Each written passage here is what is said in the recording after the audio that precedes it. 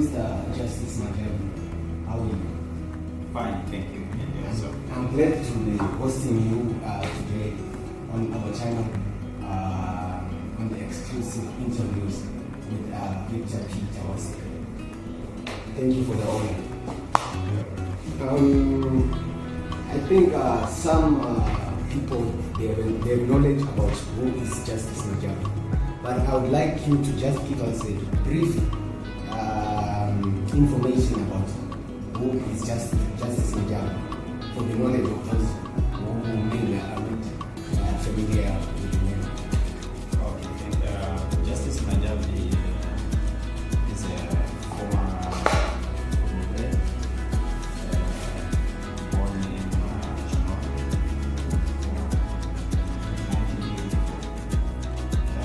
I started my career at the in my high school. That's when the potential student coming up and see maybe how do you want to be soccer players to place the equipment levels now rather they probably representing the country. So when we were playing in high school, I was a member of the Zimbabwe under 17 team, and I got scouted by Manchester, and I moved to Ecuador soon after finishing my oil. When I was in Ecuador, I stayed in Manchester for I was there, I was the captain for Latin in the last years, and then I moved to Dynamos. The opportunities were coming. When I was at Latin, I just got it.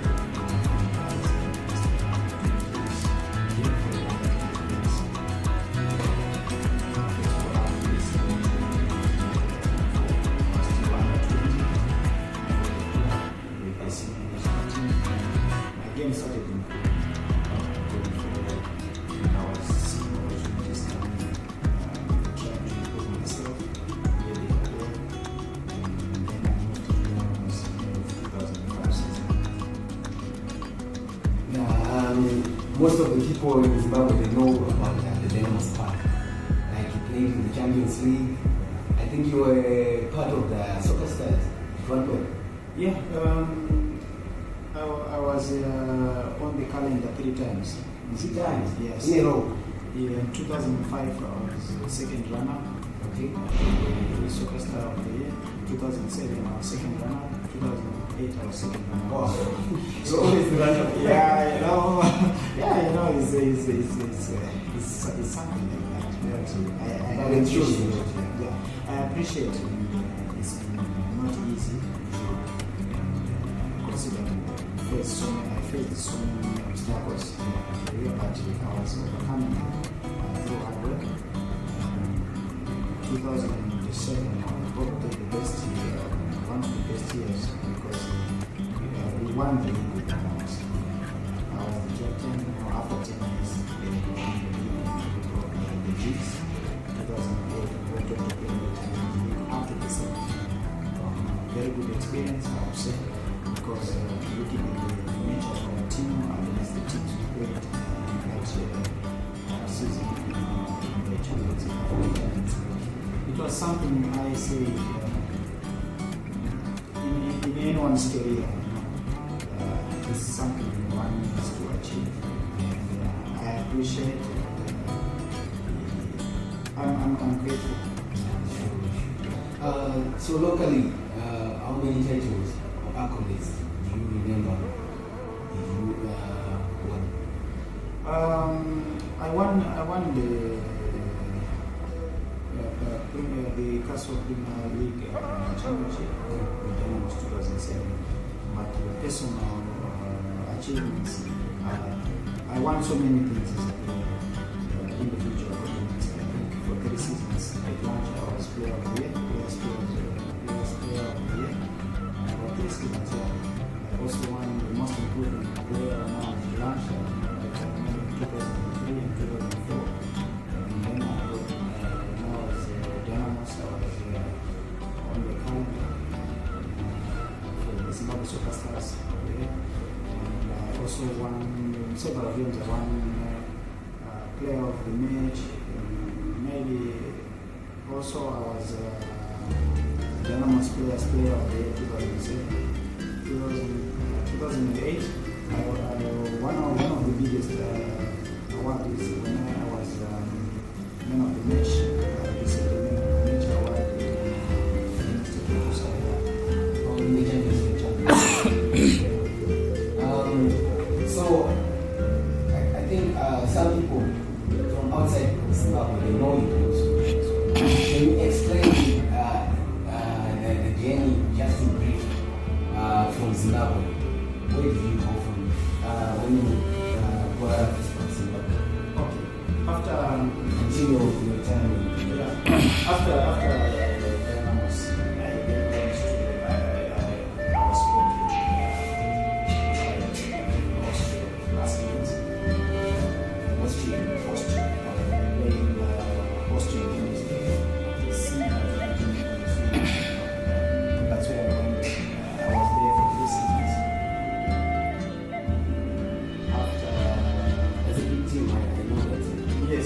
It was playing in the local. Yes, they played. I think last year they played against Liverpool. Yeah. And then after that, then I moved to Asia. Yes, I was in Asia in the Super League. I stayed there from 2012 to 2016. I was there, and I came back.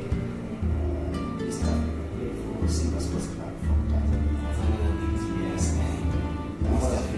in East Africa. It was a very good experience, just to learn as well. I met a lot of people, seeing, and I decided to stop. When I came back, I didn't do much of coming back onto the field. I just started doing some social work. I formed an organization, African Ambassadors. Just tackle a little bit of problems we face in young years or when during careers. That's where we are going. That's the main focus of the meeting. We want to know about your organization. I just wanted to ask what made you resign? Was it age or injuries or what? No, I think I started too late. Yeah, I started too late because I don't think all at 16 years old, right? So that's when I moved to Manchester. I did not go to the juniors. I went straight to the first team. And half a year with Manchester, I was already a full member and I was a first team player. So I played so many games because in my career I never missed games through injury. So it was fatigue. I think by the time I also I moved to Europe, different weather, moved to Asia, different weather, then to East Africa, different type of weather. Maybe my body was becoming a little bit tired. And I was feeling I've been doing a lot. Even when I was in Austria, it was hard for me to miss a match. So it's in Asia. So I played almost every game every season. I remember sometime when I was in the whole season I played all the games. Wow. Yeah, so it's something I also say myself, maybe before I get serious injuries, I need to stop and give others a chance. Wow. That's really good. So, you mentioned about the organization. We have seen former players. Most of them, when they finish their careers, they venture into coaching. What triggered you to form an organization instead of going back to the pitch? Like as a coach, or maybe as an administrator of Dynamos or Lancaster Steel or what? Yeah, what I think is I've seen a lot. There are certain things we especially now in our careers, especially when we focus on football, there are certain guidelines where the young boys or the girls who are now really soccer, they are not guided. When they're growing up, there are certain things that are Brazilians. They are bound to make a lot of mistakes. And those things are the ones which affect them. Like if we speak about current situation, more effective drugs, HIV/AIDS. So most people, when young boys, they don't understand. They could not only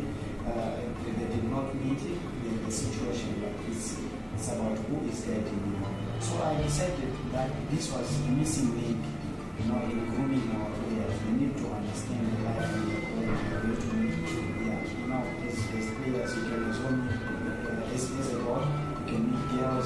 What type of girls are we meeting? So those are part of the sessions we have. We also look at the issue of drugs. What are the effects in drugs? So our organization is more based on that. We do anti-drugs, HIV/AIDS, grooming, and the income-generating projects. So this motivation, it came, if you look at around, some of the things which disturbs careers for other people is all those mistakes. Few mistakes, and no one is guiding. And some of them is not they do it deliberately, but we are not groomed, I would say. You need people who will be guiding you. You need people who will be telling you. Sometimes you are free to ask if it's correct or it's the good thing to do. Then you get a proper advice. Some will give you a good advice. It's not proper, but you need that continuous getting advice from different people so that you can hear for yourself, use your career and life as a person. As we have noticed from the way you were elaborating from your football journey, you already know a lot of stuff, like from local scene to international. So does it mean that your organization doesn't concentrate on Zimbabwe and local footballers who are playing in the league only? Do you also help like other internationals like the likes of Timothy Kalaliwe, who's in France, or just focus on the local? No, since we are registered with the Ministry of Public Services, Labor and Social Welfare, operationally we are concerned about Zimbabwe. But because we have gotten under myself, I also work as an agent. I work with the company which is based in Germany, as a football agent. So I've got a chance. We break and get that chance to speak to others who are outside, not only Zimbabwe's but as well other nations. We can help. So we are just taking that opportunity to put it under our umbrella for the organization that we are speaking with them, trying to help. Sometimes the first challenge is what organization we make. It's just collective. Yeah. Also, you are trying to groom the young lads from sea before they blossom to go outside the country. Yes, if you get any player who is any sports person who is living in the country, we try around to speak to them so that we give the guidelines. As well, some who are local, we find someone who is coming from the southern part of Zimbabwe, might find it difficult to say from another side. So we also remind them that the culture might be different, but we want to continuously just go there and enjoy yourself, let things go away from you. So how long have you been operating? When did you form this organization? The organization was formed in 2016, end of year. Then we got registered and approved in 2020. Yeah, with the PPO. We got a PPO, private volunteer organization. Yeah, so it's been a long journey now to get certified and everything. But we are glad. Yeah, it went on smooth. Yeah. So how are you operating? Are you just based here in Harare, or do you have other branches? No, we have branches. Even as we speak, our Secretary General is from Malawi. We played for Islanders. He's Bruce Juma. He's the Secretary General, and we have got members there in Malawi. We've got members as well in Mashingwa, Mutare, Chimoni, Midlands. That's very interesting. Also, in terms of most people, they cry about finances. How are you able to survive in an environment like ours in Zimbabwe? Yeah, what we've been doing, you know, we didn't want to do a lot of things outside the boundary. What we are doing is we are concerned with every event which is coming. We are looking for partners for certain events. So that's how it is happening. So every time we get an event and we complete a program, we are just focusing on who to approach. Then we get like enough sponsorship for the certain event. Then we are able to articulate all our programs. And if you remember, if you remember the red rules now. This channel is now the vice director in the United Nations office. We work with them. We want the organization. We have done as far as China. So we got 17 individuals who are probably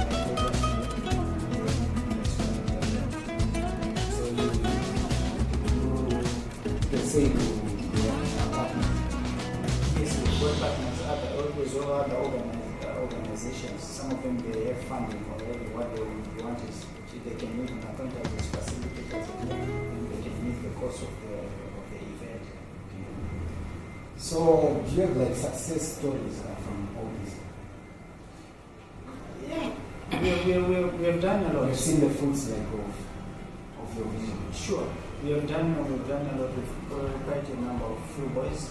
We have taken to rehab. They did with the annex and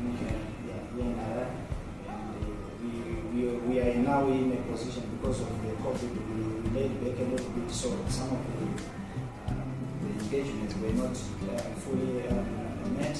Like we are now about to talk to them in Lawai, so that the other members who are in Lawai they can as well be in such programs where they will be going and putting the boys on one's health. We were satisfied more of it. The annex was the work was a lot with some guys who were doing that, young boys. They were good football players. They struggled with drugs. So we decided to put up with them and we took them, they stayed there, they go there 3 months. Inside, after they went out, found something for them to do. That's amazing. So do you have any words you would like to tell the young players out there in Zimbabwe who are willing to be part of your organization? What process do they have to go through? Yeah, on top of that, our organization, since we also do grooming, we are now currently our office is working on starting its own academy, where we're taking the underprivileged ones and even the ones who are able, they can come and join the organization, so that we have got what we call a solid team where we can bring the players from. And I want to tell them they need to understand that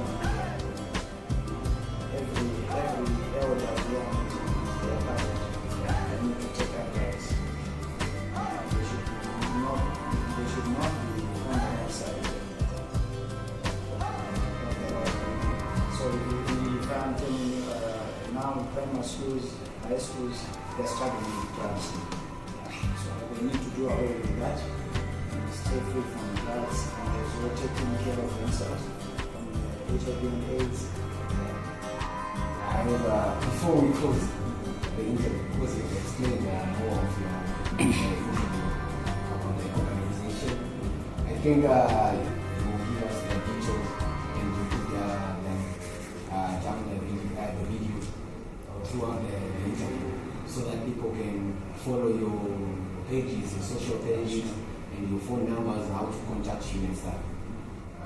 But I have some few questions from the football fans. You know, football fans. Yeah. So I may start with the first question.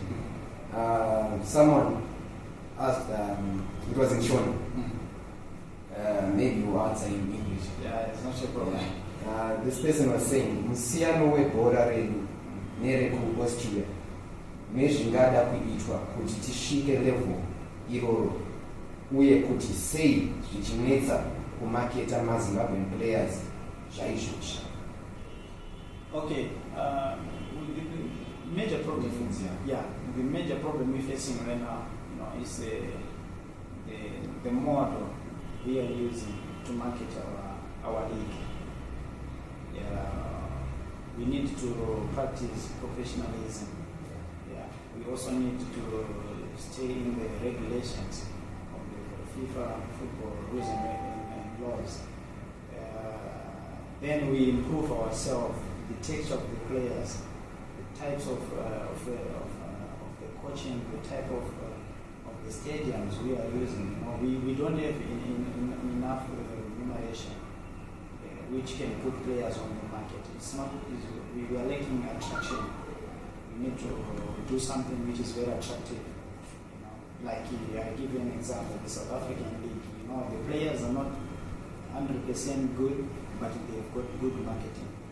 So we are privileged. We have got talent in Zimbabwe, very raw talent, but we are not in a position to be professional.